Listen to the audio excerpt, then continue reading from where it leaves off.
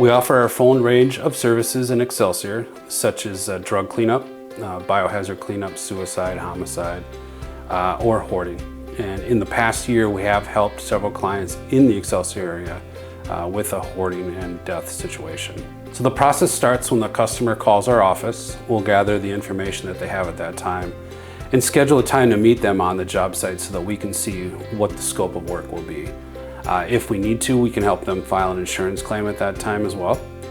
And we try to be on most job sites within 24 hours, but sometimes it's a little sooner depending on what the situation calls for.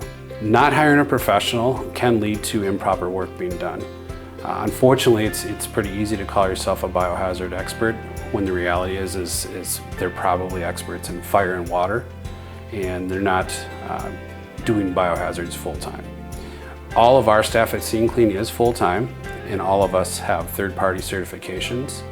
And we like to think that when you work with Scene Clean, you are working with the best.